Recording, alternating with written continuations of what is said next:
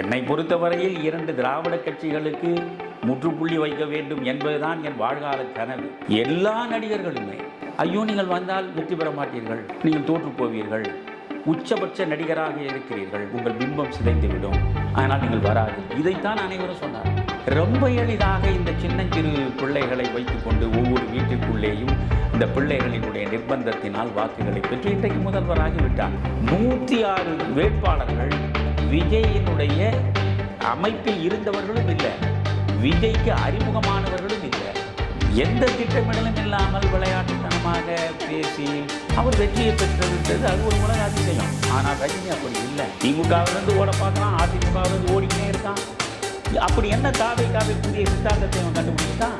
நான் நன்றாக இருக்க வேண்டும், சுகமாக இருக்க வேண்டும், பதவியில் இருக்க வேண்டும், பணத்திற்குள்ளே இருக்க வேண்டும். அதற்கு எந்த கட்சி ஆட்சிக்கு வருகிறதோ ஓடலாம். அதனுடைய விளைவு நீங்கள் பாருங்கள். இதற்கான பெரிய விலையை தமிழகம் விரைவில் தரும். தமிழருவி தர்பார் நேயர்களுக்கு வணக்கம். கேளுங்கள் சொல்கிறேன் பகுதிக்கு உங்களை அன்போடு வரவேற்கிறேன். இன்றைக்கு ஐயாவை சந்தித்து சில கேள்விகளுக்கான விடைகளை பெறுவோம். வாருங்கள். வணக்கம் ஐயா. வணக்கம் வாசுகி. ஐயா, விஜய் முதல்வரானதில் ரஜினிக்கு மகிழ்ச்சி இல்லை. அவர் முதலமைச்சராக ஆனதை அவரால் மனதளவில் கூட ஏற்றுக்கொள்ள முடியவில்லை. வெறும் பெயரளவிற்கே அவர் வாழ்த்து தெரிவித்தாரே அன்றி மனதார அவரை வாழ்த்தவில்லை என்று ஊடகங்களில் பல செய்திகள் வருகிறது. அதை பற்றி நீங்கள் என்ன நினைக்கிறீர்கள்? ரஜினிக்கு விஜய் முதல்வரானதில் மகிழ்ச்சியே இல்லை என்று யார் உங்களுக்கு சொன்னது? ஊடகங்கள் தானே.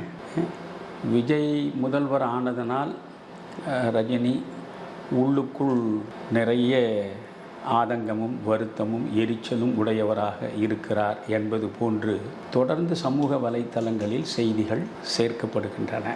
ஆனால் நான் என்ன சொல்கிறேன், காலம் 2021 தங்கத்தட்டில் அவருக்கு இந்த முதல்வர் பதவியை வைத்து அவர் வீட்டு வாசலை தேடி வந்து கொடுத்ததை அவர் வாங்க மறுத்துவிட்டார். அப்படி அன்று வாங்க மறுத்தவர் இன்று வேறொருவர் அதை பெற்றிருக்கிற நிலையில் அதை பார்க்கிற பொழுது நாம் அன்றே இந்த தங்கத்தட்டில் தானாக கொண்டு வந்து சேர்க்கப்பட்ட பதவியை நாம் பெற்றிருக்கலாமே என்று நெஞ்சுக்குள் நினைந்து பார்ப்பது என்பது எல்லா மனிதர்களுக்கும் இயல்பான ஒன்றுதான். எனவே அதுபோன்று ஒரு மனோநிலை ரஜினிக்கு இருந்திருந்தால் அதில் எந்த தவறையும் நாம் காண வேண்டிய அவசியம் இல்லை. பத்திரிகையாளர்களை ரஜினி அவர்கள் சந்தித்து 2021 தேர்தலில் நான் போட்டியிட்டு இருந்தால் நிச்சயமாக முதல்வராகியிருப்பேன், இதில் எந்த ஒரு சந்தேகமும் வேண்டாம் என்று கூறியிருக்கிறார். வெற்றிக்கான சூழல்கள் நன்றாக தெரிந்தும் ஏன் ரஜினி அவர்கள் தேர்தலில் போட்டியிடவில்லை 2021?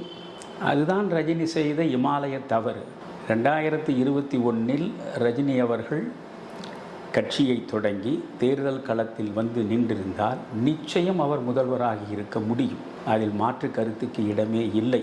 ஏனென்றால் 3 ஆண்டுகள் அவரோடு இடையறாமல் தொடர்ந்து பேசி பல்வேறு திட்டங்களை தீட்டி நாளை கோட்டைக்கு சென்று அமர்ந்தால் என்னென்ன திட்டங்களை எந்தெந்த வகையில் நிறைவேற்ற வேண்டும் என்பது குறித்தெல்லாம் மிக தெளிவாக உரையாடி அவற்றில் உள்ள பிரச்சனைகளை அலசி ஆராய்ந்து ஒவ்வொன்றுக்கும் என்ன தீர்வு என்பது வரையில் நாங்கள் பேசி விவாதித்து முடிவு செய்திருக்கிறோம். எனவே அந்த நிலையில் ரஜினி அவர்கள் அரசியலுக்கு வரமாட்டார் என்று பல ஊடகங்கள் சொல்லி கொண்டிருந்தன. தமிழருவி மணியன் ஒருவர் தான் ரஜினி வருகிறார் என்று சொல்கிறாரே தவிர ரஜினி நிச்சயம் அரசியலுக்கு வரமாட்டார், அவர் தேர்தல் வருகிற நேரத்தில் களத்திலேயே இருக்க மாட்டார் என்றுதான் எல்லா சமூக ஊடகங்களிலும் உட்கார்ந்து பேசியவர்கள் இந்த ஒரு கருத்தை திட்டமிட்டே பரப்பினார்கள். ஆனால் அவற்றையெல்லாம் முறியடித்து தமிழருவி மணியன் சொன்னபடி அவர் பத்திரிகையாளர்களை அவர் வீட்டு வாசலில் சந்தித்து நான் நிச்சயம் கட்சியை தொடங்கப் போகிறேன், அது குறித்து மற்ற விவரங்களை பின்னாலே சொல்கிறேன், கோவிடாக இருக்கிறது, எனக்கு உடல்நிலைக்கு பிரச்சனையை அது தரக்கூடும், இருந்தாலும் உயிரே போவதானாலும் நான் பின்வாங்கப் போவதில்லை, அதனால் நிச்சயம் கட்சி தொடங்கப்படும் என்று அவர் அறிவித்தார். எனவே தமிழருவி மணியன் ஒருவன்தான் சொல்கிறான் என்று சொல்லி கொண்டிருந்தவர்கள் அன்று வாய் மூடிவிட்டார்கள். அவர் அறிவித்தபடி களத்திற்கு வந்து நின்றிருந்தால் நிச்சயமாக மிக பெரும்பான்மை இடங்களை பெற்று அவர் ஆட்சி நாற்காலியில் அமர்ந்திருப்பார். ஆனால் அவர் செய்யாததற்கு என்ன காரணங்கள் என்பது குறித்து இப்பொழுது நாம் ஆய்வு செய்வதனால் எந்த பயனும் இல்லை என்று தான் நான் நினைக்கிறேன். ஏறக்குறைய ஒரு 3 ஆண்டுகள் நீங்கள் ஒரு மாற்று அரசியலை உருவாக்க வேண்டும் என்பதற்காக ரஜினியோடு சேர்ந்து நீங்கள் பயணித்திருக்கிறீர்கள். உண்மையிலேயே ரஜினி அவர்களுக்கு ஒரு மாற்று அரசியலை உருவாக்க வேண்டும் என்ற எண்ணம் இருந்ததா? திமுக அதிமுக இல்லாத ஒரு ஆட்சியை அமைக்க வேண்டும் என்று அவர் நினைத்தாரா?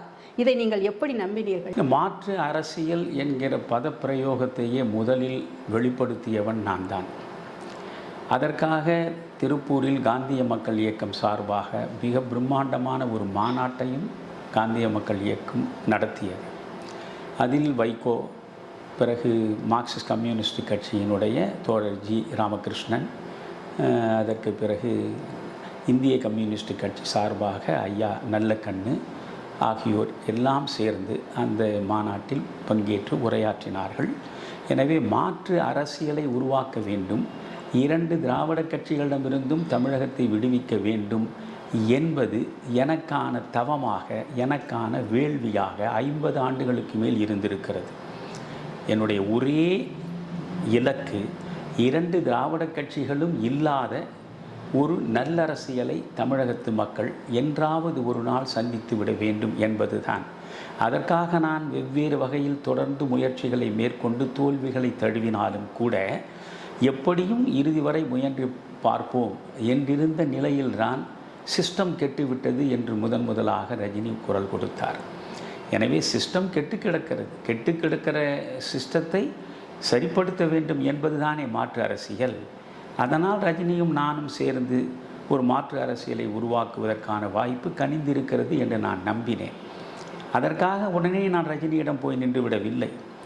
ரஜினி தான் என்னை திரும்ப திரும்ப வற்புறுத்தி அழைத்து நான் அவரை சந்தித்து அதற்கு பிறகு நாங்கள் இந்த மாற்று அரசியல் குறித்து விவாதித்து கட்சியை தொடங்கி நாம் களத்தில் போய் நிற்பது என்று முடிவெடுத்தோம். அதில் ஒன்றும் மாற்றம் இல்லை. அவர் உண்மையிலேயே என்னை அழைத்து பேசிய முதல் நாளிலிருந்து 3 ஆண்டுகள் மிக மிக உறுதியாக கட்சியை தொடங்க வேண்டும் என்று இருந்தார். அதற்கான வழிவகைகள், திட்டங்கள் என்று பல்வேறு வகைகளில் பல மனிதர்களை அவர் சந்தித்து பல நிபுணர்களை வரவழைத்து ஆய்வுகள் செய்து அவர் தன்னை தயார்படுத்தி கொண்டார். அதிலெல்லாம் ஐயப்படுவதற்கு எதுவுமே இல்லை. கோவிட் வந்த நேரத்தில் கூட அவர் தயங்கி நின்று விடுவார் என்று நினைத்தோம். ஆனால் அந்த நேரத்திலும் அவர் தயக்கம் காட்டவில்லை. நான் நிறைவாக உங்களுக்கு உறுதியாக சொல்கிறேன், அன்றைக்கு மிக கடுமையாக கோவிட் தமிழகம் முழுவதும் விரிந்து கிடந்த நிலையில் அனைவருமே அச்சப்பட்டு வீட்டுக்குள் முடங்கி இருந்த சூழலில் உண்மையிலேயே ரஜினி அவர்களுக்கு அதை ஏற்றுக்கொள்ளக்கூடிய உடல்நிலை இல்லை. அதாவது நமக்கு நோய் எதிர்ப்பு சக்தி அதிகமாக இருந்தால் கோவிடிலிருந்து தப்பலாம். ஆனால் ரஜினி ஏற்கனவே சிறுநீரக மாற்றம் செய்தவர். அவருக்கு நோய் எதிர்ப்பு சக்தி கூடினால் பிரச்சனை வந்துவிடும். அதனால் தலைகீழாக பிரச்சனைகளை சந்திக்க வேண்டிய நிலையில் அவர் இருந்தாலும் அதையும் மீறி நிச்சயமாக களத்தில் நிற்போம் என்று முடிவெடுத்து அவர் பத்திரிகையாளர்களை சந்தித்து அதை உறுதிபட கூறினார். நான் இறப்பு என்னை தழுவுவதாக இருந்தாலும் இதிலிருந்து பின்வாங்கப் போவதில்லை என்று மிக தெளிவாக அங்கே அவர் பிரகடனம் செய்தார். எல்லாம் தெளிவாக நடந்து கொண்டுதான் இருந்தன. ஆனால் இங்கிருந்து அண்ணாத்தே படத்தின் இறுதி காட்சிகளை எடுப்பதற்காக ஹைதராபாத்துக்கு அவர் செல்லுகிற வரையில் அவருடைய உறுதிப்பாட்டில் எந்த மாற்றமும் இல்லை. ஏனென்றால் அதுவரையில் ஒவ்வொரு முறையும் நானும் அவரும் சந்தித்து பேசியிருக்கிறோம். கடைசி நாட்களில் அர்ஜுனமூர்த்தி அவர்களும் கலந்து கொண்டு பேசியிருக்கிறார். எனவே எங்கே நாம் மாநாடு நடத்துவது, எப்பொழுது நடத்துவது என்று தீர்மானிக்கிற அளவுக்கு நாங்கள் பேசி முடிவெடுத்திருந்தோம். அதற்கு பிறகு ஐயா ஒரு 20 நாட்கள் நான் ஹைதராபாத் போக வேண்டி இருக்கிறது இந்த அண்ணாத்தே படத்தினுடைய ஷூட்டிங்குக்காக. இந்த 20 நாட்கள் இடைவெளி விடுகிற நிலையில் என்ன செய்யலாம் என்ற அளவுக்கு அவர் யோசித்து கேள்வியை கேட்டார். அந்த அளவுக்கு அவர் தெளிவாகத்தான் இருந்தார். 20 நாட்களில் நாம் செய்வதற்கு சில காரியங்கள் இருக்கின்றன. ஏற்கனவே நீங்கள் பூத் கமிட்டியை போடுகிற நிலையில் 60 விழுக்காடு தான் பூர்த்தியாகி இருக்கிறது. இன்னும் 40 விழுக்காடு பூத் கமிட்டிகள் போடப்படாமல் நிறுத்தப்பட்டிருக்கின்றன. எனவே இந்த 20 நாட்களில் வேகமாக நாம் ஒவ்வொரு மாவட்டத்திலும் உள்ள உங்களுடைய மன்ற அமைப்பாளர்களை தீவிரமாக களத்தில் இறக்கி மீதி உள்ள 40 விழுக்காடு பூத் கமிட்டிகளையும் நாம் நிரப்பி விடுவோம். ஆக நீங்கள் ஹைதராபாத்திலிருந்து வருகிற பொழுது 100 விழுக்காடு வாக்குச்சாவடிகளில் நம்முடைய ஆட்கள் இருப்பது போல எல்லா பூத் கமிட்டிகளும் நிரப்பப்பட்டுவிடும். நீங்கள் கவலைப்படாமல் சென்று வாருங்கள் என்று நான் சொன்னேன். அதற்கு பிறகு நானும் நண்பர் அர்ஜுனமூர்த்தி அவர்களும் ராகவேந்திரா திருமண மண்டபத்தில் உட்கார்ந்து கொண்டு எல்லா மாவட்டத்தில் இருக்கக்கூடிய அந்த மன்ற அமைப்பாளர்களுக்கும் தொடர்பு கொண்டு 10 நாட்களுக்குள் நீங்கள் எல்லா பூத் கமிட்டியையும் முழுமையாக நிறைவு செய்து கொண்டு வந்துவிட வேண்டும் என்று நாங்கள் வலியுறுத்தினோம். உண்மையில் சொல்கிறேன் வாசுகி, ரஜினிக்கு அது போன்ற ரசிகர்கள் அமைந்திருந்ததற்கு ரஜினி பல பிறவிகளில் தவம் இருந்திருக்க வேண்டும். 10 நாட்கள் தான். அவர் 20 நாட்கள் இடைவெளியில் என்ன செய்வது என்று தான் கேட்டுவிட்டு போனார். நாங்கள் இருவரும் 10 நாட்களில் நீங்கள் அத்தனை பூத் கமிட்டியும் முடித்தாக வேண்டும் என்று சொன்னோம். 10 நாட்களுக்குள் பம்பரம் போல் சுழன்று அவர்கள் அனைவரும் பணியாற்றி ஒவ்வொரு பூத் கமிட்டியிலும் 10லிருந்து 15 பேர் உறுப்பினர்களாக இருக்க வேண்டும் என்ற வரையறைக்குட்பட்டு அவர்கள் ஒவ்வொருவருடைய பெயர், முகவரி, தொலைபேசி எண், அவருடைய அடையாள அட்டை என்ன, இப்படி அவருடைய நிழற்படம் என்று அவ்வளவு தெளிவாக அவர்கள் தயாரித்து 100 விழுக்காடு 234 தொகுதிகளுக்குமான பூத் கமிட்டிகளை நிரப்பி கொண்டு வந்து எங்கள் கையில் சமர்ப்பித்தார்கள். அவ்வளவு வேகமாக பணியாற்றினார்கள். எனவே ஹைதராபாத் போகிற வரையில் அவர் கட்சியை தொடங்குவது என்பதில் கொஞ்சம் கூட மாற்றி சிந்திக்கவில்லை. அதில் எந்த தளர்ச்சியும் அடையவில்லை. கோவிட் பிரச்சனை இருக்கிறது, அது நம் உடல்நலனை பாதிக்கும் என்பதை அவர் உணர்ந்திருந்தாலும் கூட அதையும் மீறி களத்தில் இறங்குவது என்றுதான் அவர் முடிவோடு இங்கிருந்து சென்றார். ஆனால் சென்றவர் ஹைதராபாத்தில் இருந்து வருகிற பொழுது மனம் மாறிவிட்டார். அதற்கு என்ன காரணம் என்று இன்று வரை எனக்கு தெரியாது. விஜய் அவர்கள் கட்சியை ஆரம்பித்து 2 ஆண்டுகளுக்குள்ளாகவே ஆட்சியையும் பிடித்து விட்டார். அவர் தான் பேசுகின்ற அனைத்து கூட்டங்களிலுமே திமுகவுக்கு எதிராக மிக கடுமையான விமர்சனங்களை வைத்துதான் பேசி வந்தார். ஒருவேளை ரஜினி அவர்கள் இந்த தேர்தல் களத்தில் நின்றிருந்தால் அதிமுக திமுகவுக்கு எதிரான கடுமையான விமர்சனங்களை வைத்திருப்பார் என்று நீங்கள் நம்புகிறீர்களா? நல்ல கேள்வி இது. ரஜினியை இந்த 3 ஆண்டுகளாக தொடர்ந்து நான் சந்தித்து பேசிக்கொண்டே இருந்த நிலையில் அவருடைய மனோநிலையை நான் முழுவதுமாக உணர்ந்து கொண்டேன். அவர் எல்லாருக்கும் நண்பராக இருக்க வேண்டும் என்று விரும்பக்கூடியவர். எந்த திசையிலும் எந்த மனிதனையும் பகைவனாக நாம் ஆக்கிக்கொள்ளக்கூடாது என்பதில் கூடுதல் கவனத்தை செலுத்தக்கூடியவராக இருந்தார். நான் பார்த்தேன், இவரை மையமாக வைத்து மேடையில் திமுகவுக்கும் எதிராக அல்லது அதிமுகவுக்கும் எதிராக கடும் விமர்சனங்களை இவர் வைப்பார் என்று நான் நம்பவில்லை. ஏனென்றால் இவர் ஒரு மென்மையான போக்கிலே தான் அரசியலை நடத்த வேண்டும் என்று யோசித்து அவர் அடியெடுத்து வைத்திருக்கிறார். அதனால் நான் சொன்னேன், ஐயா, நாம் ஒரு புதுவிதமான அரசியலை இந்த தமிழகத்திற்கு அறிமுகப்படுத்துவோம். வழக்கமாக திமுக மேடை போட்டு அதிமுகவின் தவறுகளை விமர்சிக்கும், அதிமுக மேடை போட்டு திமுகவின் தவறுகளை விமர்சிக்கும். தேர்தல் காலத்தில் இவர்கள் இருவரும் ஒருவரை ஒருவர் மாறி மாறி விமர்சித்து கொள்ளட்டும். நாம் யாரையுமே விமர்சிக்க வேண்டாம். நம்மை பொறுத்தவரையில் யார் என்னென்ன தவறுகளை செய்தார்கள் என்று பட்டியலிட்டு உங்களிடம் பேசுவதற்கு நான் வரவில்லை. என்னுடைய நோக்கம் கெட்டு கிடக்கிற சிஸ்டத்தை சீரமைப்பது தான்.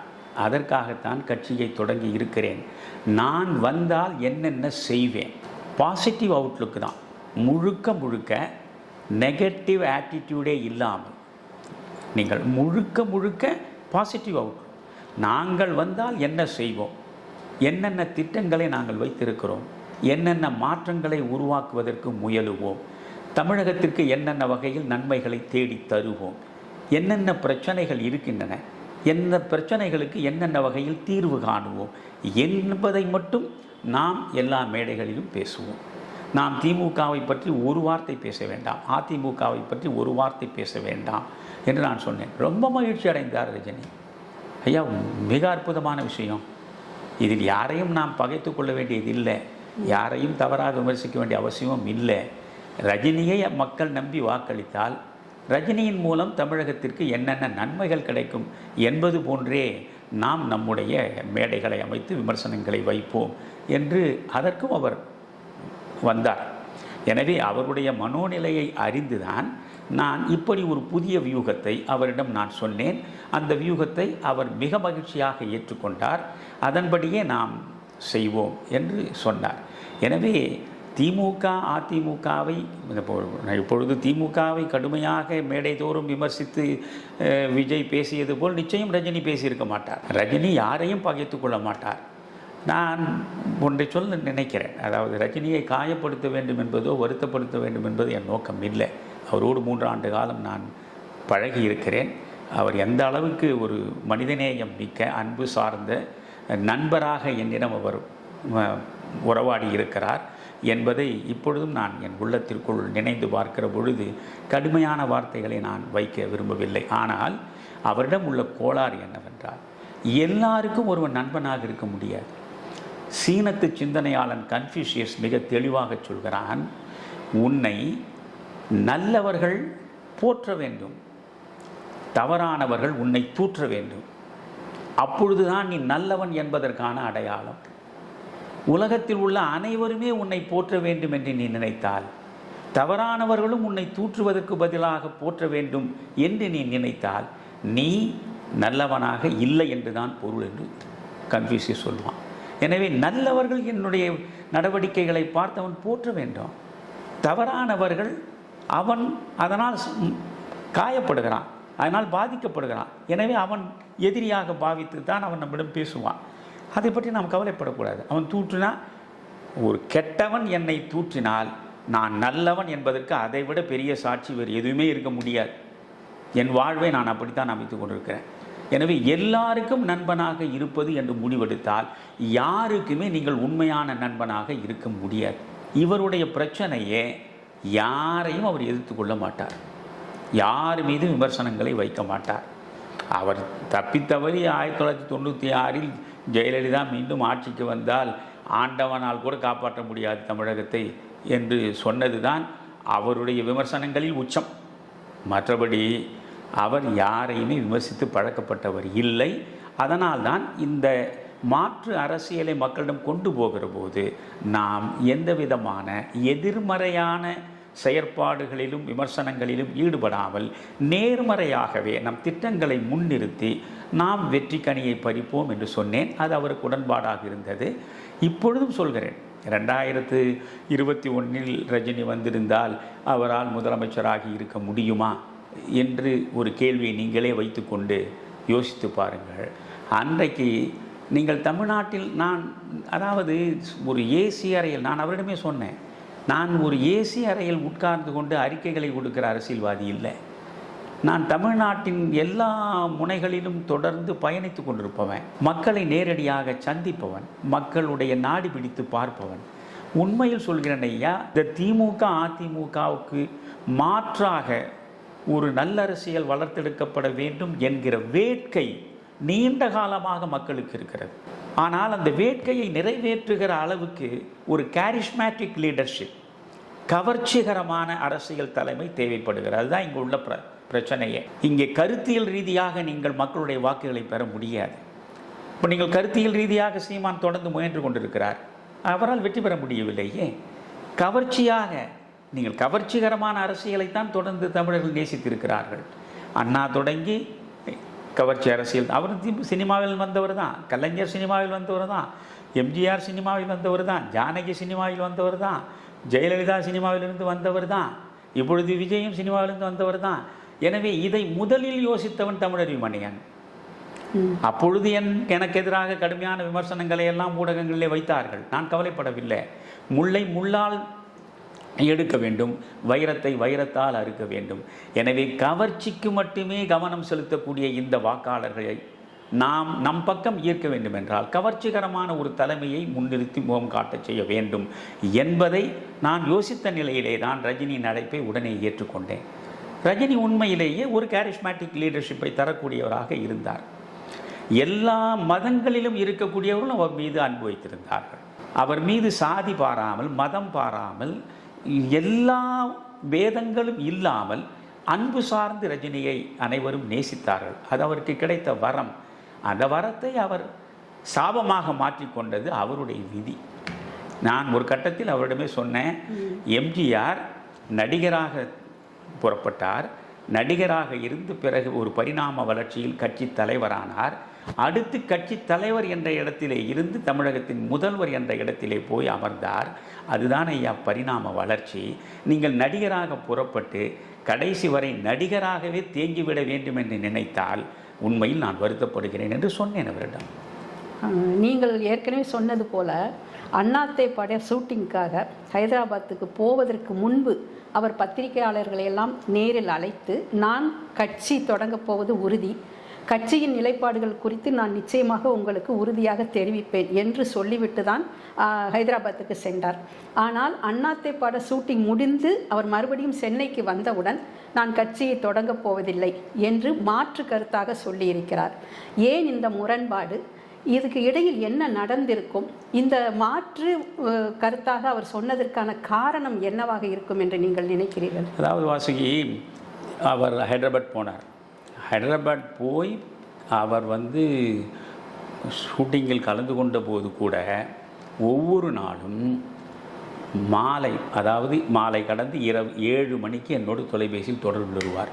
ஒவ்வொரு நாளும் என்ன நடந்திருக்கிறது ஐயா, தமிழ்நாட்டில் என்ன நடக்கிறது, இப்பொழுது பூத் கமிட்டிகளை நீங்கள் சொன்னபடி முழுவதுமாக முடித்து விட்டீர்களா, அடுத்து நாம் என்ன செய்யலாம், எந்த இடத்தில் நாம் மாநாடு நடத்தலாம், எப்பொழுது நடத்தலாம் என்பது போன்று அவர் விளக்கங்களை கேட்டு என்னிடம் ஒவ்வொரு நாள் மாலையும் ஹைதராபாத்தில் இருக்கிற பொழுதும் பேசிக்கொண்டு தான் இருந்தார். எனவே அப்பொழுதும் மாற்றமில்லை. கடைசி 3 நாட்கள், சென்னைக்கு வருவதற்கு முன்பு 3 நாட்கள் இருக்கும்.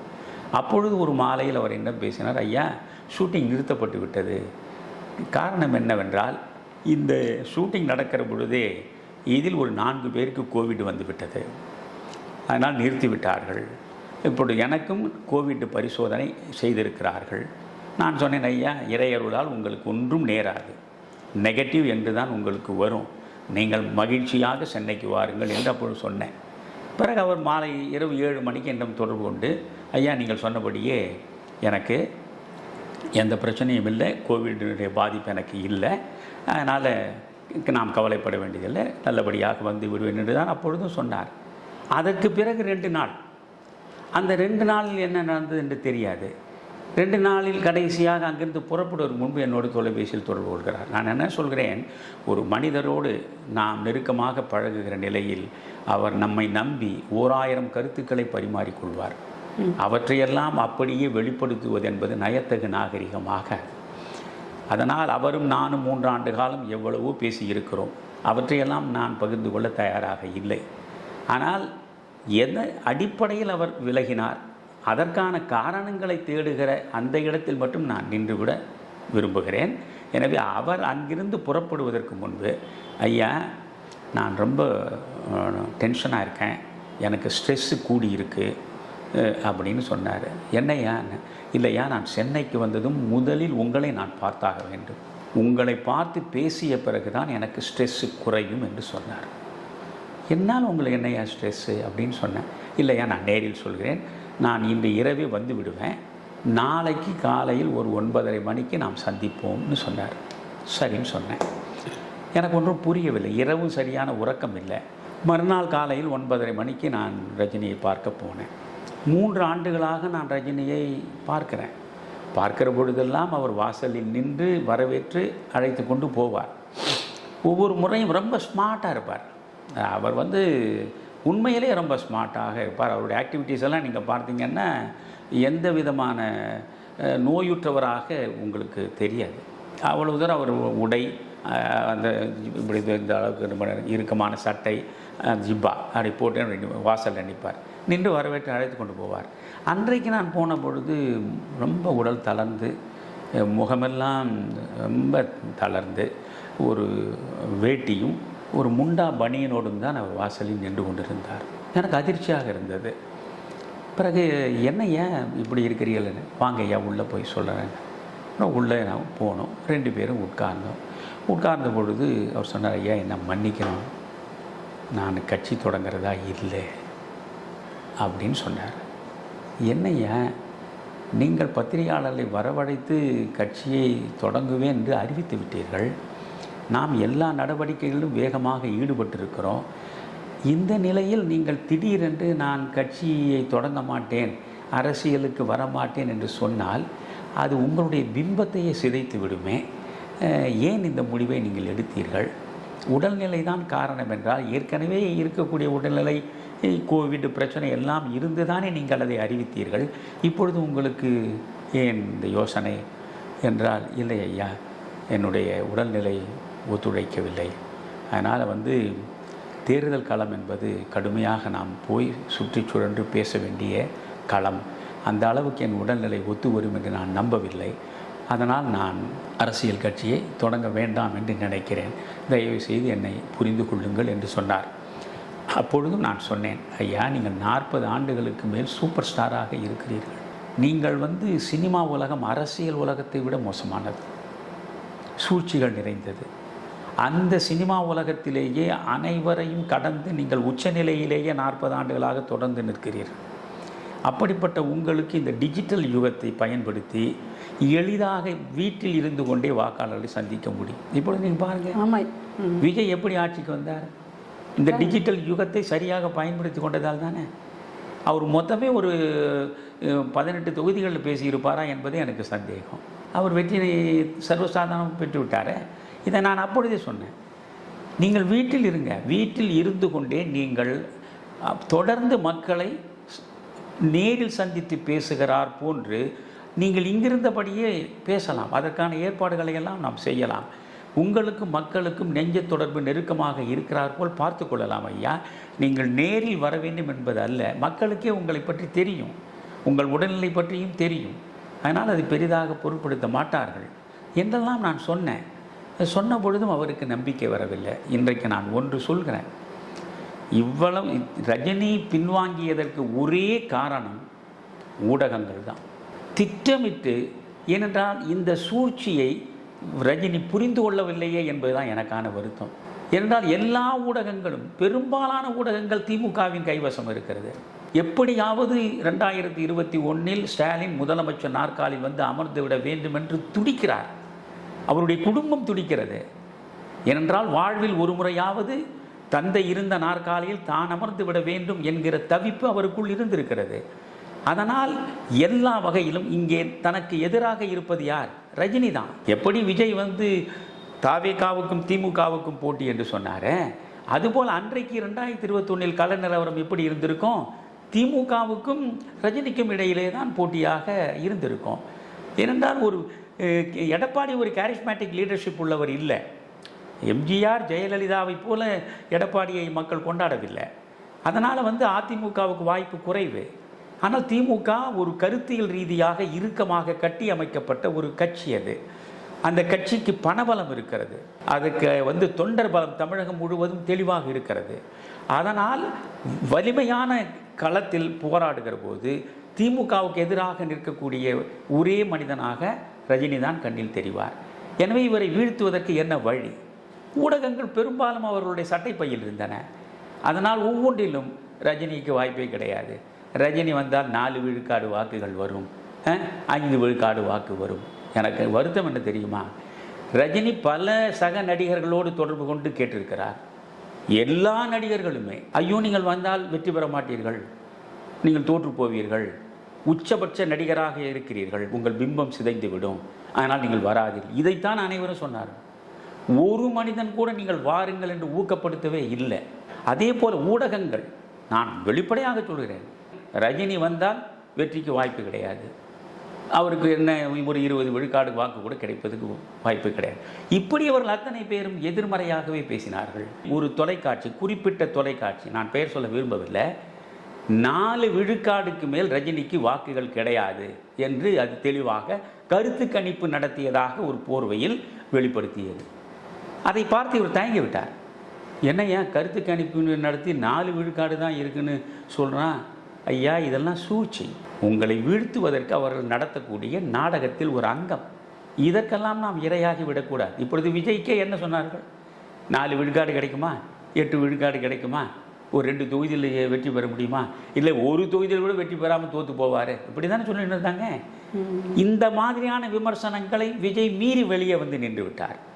ஆனால் இந்த மாதிரி விமர்சனங்களுக்கு மிக அதிகமான முக்கியத்துவத்தை கொடுத்ததனால் ரஜினி தயங்கிவிட்டார்.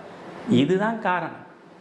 எனவே ஹைதராபாத்தில் என்ன நடந்தது என்று அவரவருடைய யோசனையில், அவரவருடைய கற்பனையில், அவரவருடைய வசதிக்கேற்றாற் போல் விமர்சன கணைகளை வீசுவார்கள்.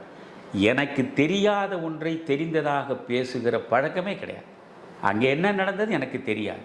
ஆனால் எனக்கு தெரிந்தவரை இந்த சமூக ஊடகங்கள் அவருடைய நம்பிக்கையை சிதைக்கிற வகையில் தொடர்ந்து இவர் வந்தால் வெற்றிக்கனியை பறிக்க முடியாது என்று சொன்னார். காரணம், அத்தனை சமூக ஊடகங்களும் திமுகவின் சட்டைப்பையில் இருந்தது. அந்த சூழ்ச்சியை புரிந்து கொள்ளாமல் அவர்கள் விரித்த வலையில் ரஜினி விழுந்து விட்டார் என்பதுதான் ரஜினி செய்த இமாலய தவறு.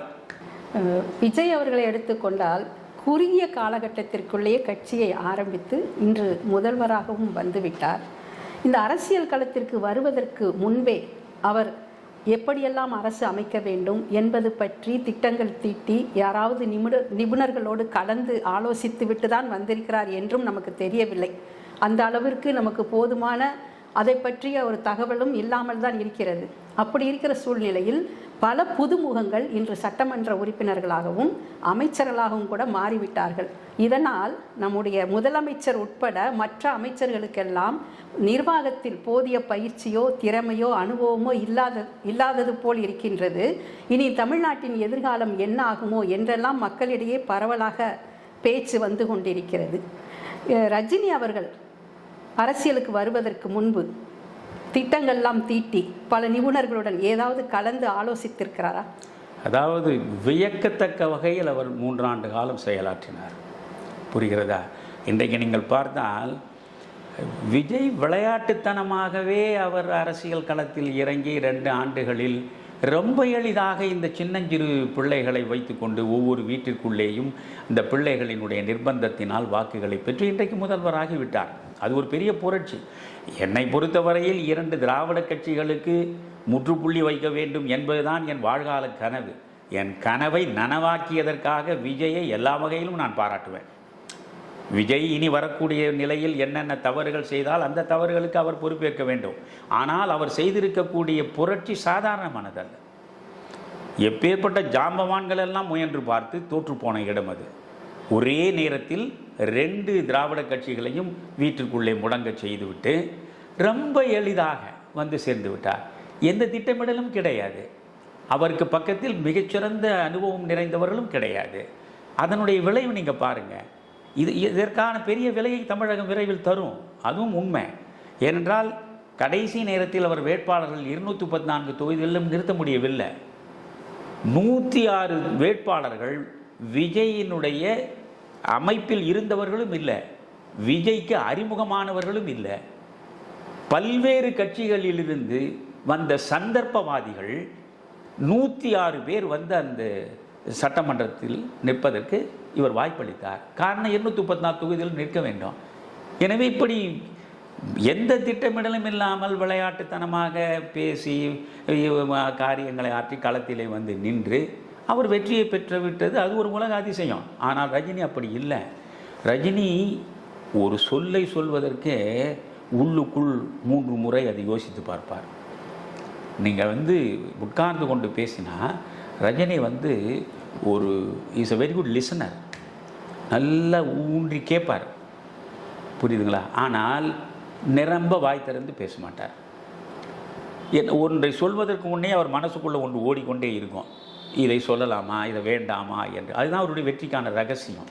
நீங்கள் கூட மௌனத்தின் பெருமையை பற்றி பேசியிருக்கீங்க இல்லையா? பல வகையில் அவர் மௌனமாக இருந்து கேட்பார். புரிகிறதா? ஆனால் இந்த விஷயத்தில் நாம் 234 தொகுதிகளில் வேட்பாளர் நிறுத்துவது வரை அவர் தெளிவான திட்டங்களை வைத்திருந்தார். இன்னொன்று சொல்கிறேன், அவர் என்ன சொன்னதெல்லாம் உண்மையிலேயே வியப்புக்குரிய விஷயங்கள். 234 தொகுதியிலையும் நம்முடைய ரசிகர்களையே நிற்க வைக்க போகிறது இல்லையா? வெறுமனே ரசிகர் மன்றத்தை அப்படியே கொண்டு போய் அரசியல் களத்தில் நிறுத்தி அப்படியே ஆட்சி கட்டிலுக்கு வருவது என்பது என் நோக்கம் இல்லை. எனக்காக உழைத்தவர்கள், எனக்காக பாடுபட்டவர்கள், எனக்காக வியர்வை சிந்தியவர்கள், என்னுடைய படங்களெல்லாம் வெற்றிகரமாக ஓடி நான் சூப்பர் ஸ்டாராக இருப்பதற்கு உதவியாக இருந்தவர்கள் ரசிகர்கள். அது வேறு. ஆனால் அதே நேரத்தில் ஒரு நல்லாட்சியை தர வேண்டும் என்கிற நிலையில் சமூகத்தில் சேவா மனப்பான்மையோடு தங்களை அர்ப்பணித்து செயலாற்றக்கூடியவர்கள் யார் யார்? அவர்கள் ரஜினி ரசிகர்களாக இருக்க வேண்டிய அவசியம் இல்லை. ரஜினி மன்றத்தில் அவர்கள் இருக்க வேண்டும் என்ற அவசியமும் இல்லை. அவர்கள் லயன்ஸ் கிளப்பில் இருக்கலாம், ரோட்டரி கிளப்பில் இருக்கலாம், பல்வேறு சமூக சேவா அமைப்புகளில் இருக்கலாம்.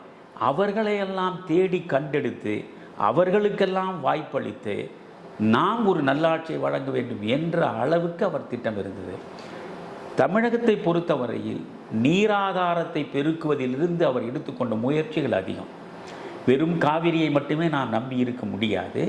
நான் அவரிடமே சொன்னேன், வட இந்திய நதிகளை தென்னிந்திய நதிகளோடு இணைப்பதெல்லாம் சாத்தியமே இல்லாத விஷயம், சமீபத்தில் நடக்கப் போவதில்லை. ஆனால் ஒவ்வொரு ஆண்டும் மழைக்காலங்களில் ஏறக்குறைய 100 TMC தண்ணீர் வீணாக கடலில் போய் கலக்கிறது. 60 ஆண்டுகளுக்கு மேல் மாறி மாறி இவர்கள் ஆட்சி நடத்தி இருக்கிறார்கள். நாம் என்ன செய்ய வேண்டும்? முடிந்தவரை நிறைய செக் டேம்ஸ், நீங்கள் குஜராத்தில் மோடி அதுதான் சார், லட்சத்துக்கு மேற்பட்ட செக் டேம்களை அவர் உருவாக்கினார், நீரை தடுத்து வைக்கக்கூடிய இடங்களை. ரெண்டாவது, ஒரு ஏரியில் நீர் ததும்பி வெளியே வந்தால் அதை இன்னொரு ஏரியில் போய் சேர்கிறார் போல் உள்நாட்டில் இருக்கக்கூடிய நீர் நிலைகள் இருக்கின்றனவே அவற்றை முறையாக இணைத்து விட்டாலே உங்களுக்கு வேண்டிய நீர் தெளிவாக கிடைக்கும். குண்டாறு வைகை காவிரி இணைப்பு திட்டம் நீண்ட காலமாக கிடப்பிலே கிடக்கிறது. அந்த திட்டத்தை செயற்படுத்தினாலே புதுக்கோட்டையிலே இருந்து ஆரம்பித்து உங்களுக்கு தூத்துக்குடி வரையில் பல மாவட்டங்கள் செழிப்படைந்துவிடும். இப்படி ஒவ்வொன்றும் சொல்லுகிற பொழுது அதை உடனே உள்வாங்கிக் கொள்வார். அது சம்பந்தமாக வேறு நிபுணர்களை வரவழைப்பார், பேசுவார். நான் ஒவ்வொருவர் பெயரையும் சொல்ல விரும்பலை. பல்துறை சார்ந்தவர்களை அவர் வரவழைத்து அவர்களோடு விவாதித்து பேசி ஒவ்வொரு கருத்தையும் மனதளவில் ஏற்று ஒரு தெளிவான முடிவு வைத்திருந்தார். நீங்கள் மேடையில் கூட நாம் போய் நின்று பேசுவதாக இருந்தால் கண்டபடி பேசிவிடக்கூடாது. ஐயா, நீங்கள் சொன்ன மாதிரி அந்த பாசிட்டிவ் அப்ரோச் இருக்கணும்னா அதையே அவர் அழகாக தனக்குள் மனதளவில் தயாரித்து வைத்திருந்தார். எப்படி மக்களிடம் பேச வேண்டும் அந்த அளவுக்கு ஈடுபாட்டோடு இருந்தவர் தான். உண்மையில் சொல்கிறேன், அவர் வந்திருந்தால் இந்த 234 தொகுதிகளிலும் மிகச்சிறந்த நற்பணி செய்து சேவா மனப்பான்மையின் மூலம் மக்களுடைய மனங்களை ஈர்த்த மனிதர்கள் பெரும்பாலான தொகுதிகளில் வேட்பாளராக நிறுத்தப்பட்டிருப்பார்கள். நிர்வாக அனுபவம் உள்ளவர்கள் இந்த ஆட்சி கட்டிலில் வந்து அமர்ந்திருப்பார்கள். புரிகிறதா? எனக்கு அவரிடம் இருந்த வியப்பே என்னவென்றால், இப்பொழுது சீமான் தொடர்ந்து எல்லா இடங்களும் அப்பொழுது கடுமையான விமர்சனங்களை வைத்தார். நீ நடிகனாக இரு, இங்கே வந்து நீ வாழலாம், ஆனால் ஆள முடியாது, வாழ உன்னை அனுமதிப்போம், ஆள உன்னை அனுமதிக்க மாட்டோம் என்றெல்லாம் சொல்லி கொண்டிருந்தார். அது அவரை பாதித்தது. ஆனால் நான் சொன்னேன், ஐயா, எம்ஜிஆர் யார்? எம்ஜிஆரை கடவுள் நிலையில் வைத்து கொண்டாடியவர்கள் தானே மக்கள். எனவே நீங்கள் இந்த மாதிரியான பேச்சுக்களுக்கு அதிக முக்கியத்துவத்தை கொடுக்க வேண்டாம். இங்கே நல்லது செய்பவன் யார் என்பதுதான் முக்கியம். இப்போ நான் உங்களுக்கு தெளிவாக சொல்கிறேன், இன்றைக்கு இந்த 60 ஆண்டு காலத்தில் தமிழர்கள் ஆண்ட காலத்திலே தான் இவ்வளவு ஊழலும் மலிந்திருக்கிறது. 1946 நீங்கள் பார்த்தால் அன்றைக்கு ஒரு தெலுங்கர் தான் ஆண்டார். புரியுதுங்களா? இன்னைக்கு வந்து தமிழர்கள் ஆண்டால் தான் சிறப்பாக இருக்கும் அப்படின்னு சொல்கிறோமே. அன்றைக்கு 1944 பிரகாசம் என்கிற தெலுங்கர் தான் சென்னை ராஜதானியினுடைய பிரீமியர், பிரதம அமைச்சராக பொறுப்பேற்று இருந்தார். ஒரு ரூபாயை கூட அவர் வழி தவறி சேர்த்தார் என்று சொல்ல முடியாது. வறுமையிலே தான் அவர் வாடி செத்தார். அந்த பிரகாசம் முதலமைச்சராக இருக்கிறார். பிறகு நாடு சுதந்திரம் பெறுகிற நேரத்தில் ஓமந்தூர் ராமசாமி ரெட்டியார், அவர் தெலுங்கர் தான், அவர் முதலமைச்சராக இருந்தார். அவர் ஒரு துறவியை போல வாழ்ந்தவர். தன்னுடைய சொத்து முழுவதையும் வள்ளலார் அமைப்புக்கு எழுதி வைத்துவிட்டு ஒரு சொத்தும் இல்லாமல் செத்து போன மனிதன் அவர் தெலுங்கர் தான். அவருக்கு பிறகு குமாரசாமி ராஜா வந்து 1952 வரை அவர் தான் முதலமைச்சராக இருந்தார். குமாரசாமி ராஜா ராஜபாளையத்தில் இருந்த கோடானு கோடி சொத்தை மக்களுக்கு உயில் எழுதி வைத்துவிட்டு தனக்கென்று எதுவும் இல்லாமல் செத்து போனார். இவர்கள் தெலுங்கர்கள் தான். ஆனால் இந்த தெலுங்கர்கள் தான் ஊழலுக்கு இடமே தராமல் உயரிய ஆட்சியை, உன்னதமான ஆட்சியை தந்திருக்கிறார்கள். எனவே அது குறித்தெல்லாம் நீங்கள் கவலைப்பட வேண்டியதில்லை. அவற்றுக்கான விமர்சனங்களுக்கு பதிலை நாம் தரலாம். இங்கே வந்து தமிழன் சுரண்டனா தப்பில்லை என்பது ரொம்ப ரொம்ப தவறானது. அதனால் இங்கே வந்து ஒரு இனத்தை மையமாக வைத்து பேசுவது என்பது சீமான் பேசட்டும், அது அவருடைய கருத்தியலுக்கு ஏற்ப அவர் பேசுகிறார், அவர் பேசட்டும். அதற்காக நாம் முக்கியத்துவம் கொடுக்க வேண்டியதில்லை. நீங்கள் வந்து நிச்சயமாக எம்ஜிஆரை எப்படி மக்கள் ஆரத்தழுவி அரவணைத்து கொண்டார்களோ அப்படி உங்களையும் ஆரத்தழுவி அரவணைப்பார்கள் என்று சொன்னேன். ஆனால் அவருக்கு நம்பிக்கை வரவில்லை. எனக்கு என்ன வருத்தம்னா வாசுகி, அவரால் நான் வீழ்ந்தேன். இதை நான் சொல்வதில் சொல்லாமல் இருக்க முடியாது. அவர் கட்சி இல்லை என்று ஒரு நாளை முடிவெடுத்து அவர் போய் வீட்டில் உட்கார்ந்து விட்டார். அதற்கு பிறகு அவர் தொடர்ந்து படங்களில் நடிக்க ஆரம்பித்து விட்டார். ஆனால் காந்திய மக்கள் இயக்கத்திற்கென்று ஒரு தனியான ஒரு தனித்துவமான ஒரு பேரே இருந்தது தமிழக அரசியலில். தமிழறிவு மணியன் கம்பீரமாக தமிழக அரசியலில் வலம் வந்த நேரம் அது. 3 லட்சத்திற்கும் மேற்பட்டவர்கள் எந்த எதிர்பார்ப்பும் இல்லாமல் காந்திய பண்பு நலன்களை இன்றைய இளைய நெஞ்சங்களில் கொண்டு போய் விதைப்பதற்காக தங்களை முழுவதுமாக அர்ப்பணித்தார்கள். 3 லட்சம் பேர் இருக்கிறார்களா என்று ரஜினியை வியப்பாக கேட்டார். 3 லட்சம் பேர் அந்த உறுப்பினர் பட்டியலை உங்களை கொண்டு வந்து கொடுக்கிறேன்னு சொன்னேன். அந்த அளவுக்கு இருந்தார்கள். சாதாரண மக்கள், அரசியலை வைத்து பிழைக்கக்கூடியவர்கள் இல்லை. இவர் அரசியலில் வெற்றி பெற வேண்டும் என்பதற்காக திருச்சியில் முதலில் தொடக்கமாக ஒரு மாநாட்டை நடத்தினோம். 16 லட்சம் ரூபாய் இதற்கு செலவழித்தோம். ஒவ்வொரு மாவட்டத்திலும் 50,000 ரூபாய். அந்தந்த மாவட்டத்தின் தலைவர் அவர்கள் முயன்று ஒரு ரஜினி ரசிகர்களிடம் கூட ஒரு ரூபாயையும் பெறக்கூடாது என்று நான் நிபந்தனை விதித்தேன். அவர்கள் நண்பர்களிடம் முயன்று ஒவ்வொரு மாவட்டத்திலும் 50,000 ரூபாய் சேர்த்து 16 லட்சம் ரூபாயை கொண்டு வந்து அந்த மாநாட்டை நடத்தினோம். இழந்தோம், எங்கள் பொருளை இழந்தோம், எங்கள் உழைப்பை இழந்தோம், எங்கள் வியர்வையை இழந்தோம். எல்லாவற்றுக்கும் மேல் எங்கள் மீது மக்கள் கொண்டிருந்த நம்பகத்தன்மையை இழந்தோம். தமிழறிவு மணியன் என்றால் ஒரு சிங்கம் போன்று அப்படியே சிலிர்த்து நின்ற நிலை அதற்கு பிறகு மாறியது. ஒரு நடிகருக்கு பின்னாலே போய் நின்று தன்னையே தாழ்த்தி கொண்டார் என்பது போன்று கடுமையான விமர்சனங்களை எல்லாம் சமூக வலைத்தளங்களில் எனக்கு எதிராக ரொம்ப கேவலமாக என்னை பற்றி, என் குடும்பத்தை பற்றி, என் மனைவியை பற்றி, என் பெண்ணை பற்றி, என் பிள்ளைகளை பற்றி சொல்ல முடியாத, சொன்னாலே நாக்கு அழுக்கேறிவிடக்கூடிய வார்த்தைகளால் விமர்சனங்களை வைத்தார்கள். இவ்வளவும் தாங்கி கொண்டேன். நான் இவ்வளவும் அவராண்ட சொன்னேன். இவ்வளவு பெரிய விலையை நான் கொடுத்துருக்கிறேங்க. ஆனால் நீங்கள் வந்து நான் கட்சியை நடத்த போகிறதில்லைன்னு சொல்கிறீங்க. நான் என்னையா சொல்ல முடியும்? இல்லையா, என்னை மன்னிக்கணையா நீங்கன்னாரு. நான் சொன்னேன், ஐயா, கட்சியை தொடங்குவதும் உங்களுக்கான அடிப்படை உரிமை, தொடங்க போவதில்லை என்று முடிவெடுப்பதும் உங்களுக்கான உரிமை. உங்களை வைத்து பிழைப்பதற்கு நான் வரவில்லை. இப்பொழுது பாருங்கள், இங்கேருந்து அங்கே ஓடுறான், அங்கேருந்து இங்கே ஓடுறான். ஏன்னா இவர்களுக்கு எந்த கொள்கையும் கிடையாது, எந்த லட்சியமும் கிடையாது, எந்த சித்தாந்த பிடிப்பும் கிடையாது, சுயநலத்தை தவிர. நாம் நன்றாக இருக்க வேண்டும், சுகமாக இருக்க வேண்டும், பதவியில் இருக்க வேண்டும், பணத்தை கொள்ளையடிக்க வேண்டும். அதற்கு எந்த கட்சி ஆட்சிக்கு வருகிறதோ ஓடுறான். திமுகவிலேருந்து ஓட பார்க்குறான், அதிமுகவிலேருந்து ஓடிக்கினே இருக்கான். அப்படி என்ன தாவேகாவில் புதிய சித்தாந்தத்தை அவன் கண்டுபிடிச்சிட்டான். அங்கே போனால் இன்றைக்கு காற்று வந்து பலமாக விஜய் பக்கம் வீசுகிறது, உடனே ஓடுறான்.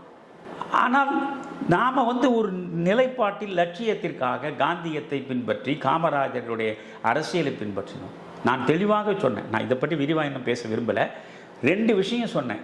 இன்றைக்கு அதை இவர்கள் செய்வது நான் உண்மையிலே பாராட்டுறேன். நான் ரஜினியிடம் வைத்தது 2 தான்.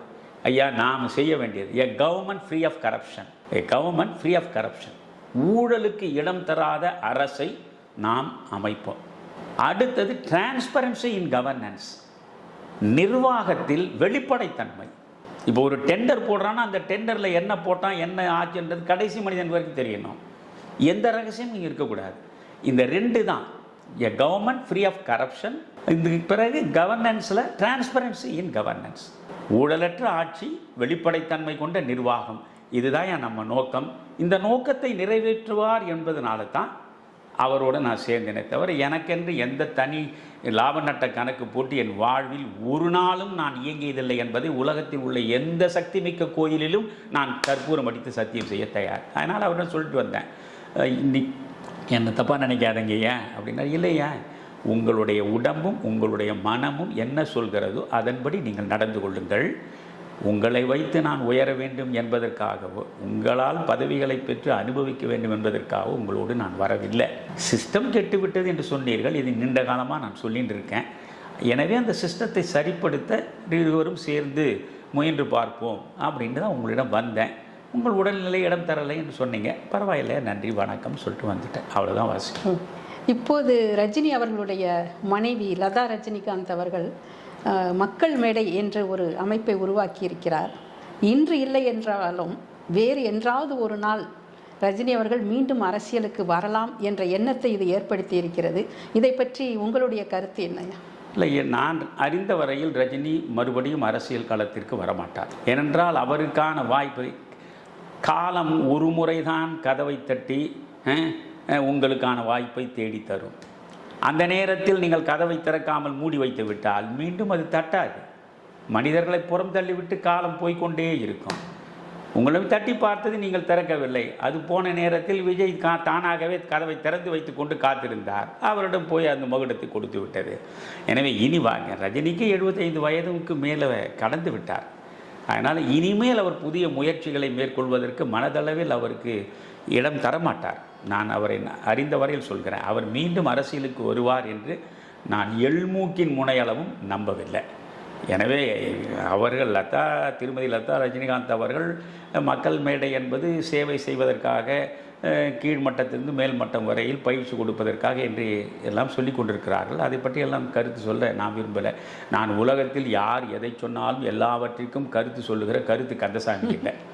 என்னை பொறுத்தவரை ரஜினியை பற்றி ஏனென்றால் பல பேர் தொடர்ந்து தொலைபேசியில் நிலம் தொடர்பு கொண்டு, ஐயா ரஜினி உண்மையில் என்னதான் செய்தார், இப்பொழுது திரும்ப வர நினைக்கிறாரா, இதை நீங்கள் 3 ஆண்டு காலம் பக்கத்திலிருந்து பார்த்தவர் என்கிற முறையில் நீங்கள் வாய் திறந்து சொல்ல வேண்டாமா என்று கேட்டதனால் என் மௌனத்தை நான் கலைத்து உங்களுக்கு சொன்னேனே தவிர இதில் ரஜினி மீண்டும் அரசியலுக்கு வருவார் என்று நான் நிச்சயமாக நம்பவில்லை.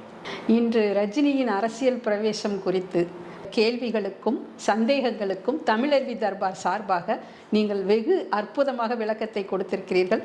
நன்றி ஐயா. நன்றி. இதை சரியான நேரத்தில் ஒரு சரியான விளக்கத்தை தருவதற்கான வாய்ப்பை உருவாக்கி கொடுத்ததனால் உங்களுக்கு ஒரு நன்றி. விறுவிறுப்பான அரசியல் நிகழ்வுகள் குறித்த ஆய்வுகள், நியாயங்களின் நிறம் மாறாத கூர்மையான விமர்சனங்கள், தீமைகளை சுட்டெரிக்கவும் நல்ல அரசியலை வளர்த்தெடுக்கவும் அறிவார்ந்த விவாதங்கள், இளைய தலைமுறையிடம் விழிப்புணர்வை ஊட்டும் விரிவான வரலாற்று விளக்கங்கள், கலை, இலக்கியம், ஆன்மீகம், பண்பாடுகளை படம் பிடித்து காட்டும் கருத்தோவியங்கள் வாரந்தோறும் உங்கள் தமிழருவி தர்பாரில் அணிவகுக்கும்.